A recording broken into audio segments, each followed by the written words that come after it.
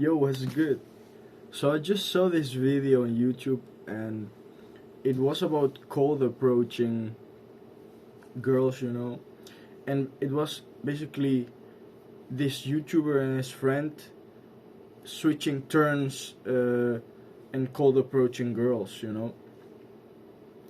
And like the owner of the channel, he was more spontaneous, we would say, and the friend who he planned it like more beforehand, and he had always the same sentence.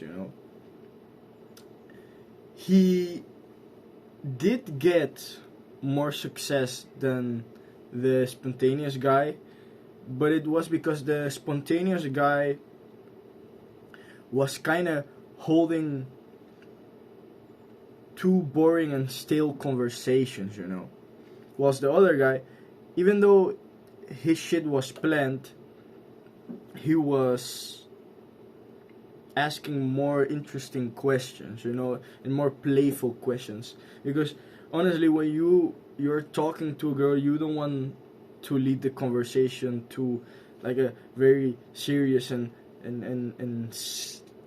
I don't know, stale topic. I don't want to be talking about fucking politics with a girl a minute after I met her, because I don't know. I mean, you could technically, depending on the girl, but you most of the time you would want to stay away from that, I would say, because you want to keep a playful and fun conversation. Because honestly, if you're just meeting the girl, you want to give her that fun and playful impression.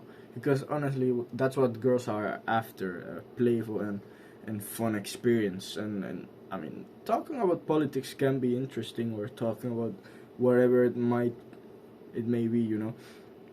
But anyway, so there's something we could learn from both of the guys in the video. And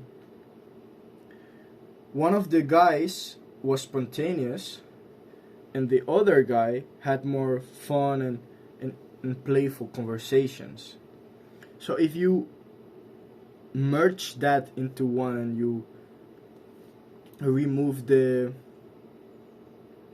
negative aspects of their cold approaching systems, we could arrive at something quite valuable, quite like a very, very strong system to cold approach. It sounds crazy to talk about cold approaching as such a serious matter, but honestly, it's good to get good at it, bro, because it will set you apart, because not a lot of guys are trying it.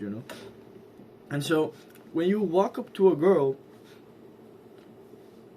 you wanna be spontaneous. You don't wanna have anything planned in your head. If you see her and you wanna like tell her or ask her something, then you do that. You if you see a girl and you feel like she's cute or she has something interesting about it, yeah, okay, then you go to her and you tell her, and then you pause for a second.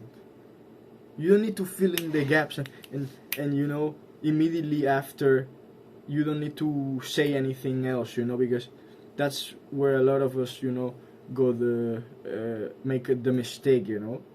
Because you wanna fill in the blank space. You're afraid that the compliment is not enough to like start that conversation or something like that. You know what I mean? And that's terrible, because honestly, there's this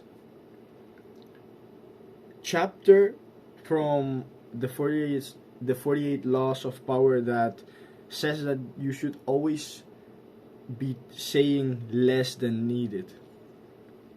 So if you walk up to a girl, then you can just say, hey, I like this or I like that, or just make a comment and maybe say your name, and okay, then okay, you can wait for a moment of silence. If it falls, if the moment of silence occurs, then you just let it be, you know. And because if you're mentally stronger than the girl is, or the other person is, then they will for sure try to fill in that gap themselves. And by them doing that, you're able to learn more from them, you know. You don't need to be constantly filling the gaps yourself, because honestly you want to let the other person talk as much as possible. So by doing this, like, this shit is powerful, so powerful. Using less words than needed, bro, saying less than needed is so powerful, because the other person, they're not used, like, they themselves try to fill in the gaps, you know.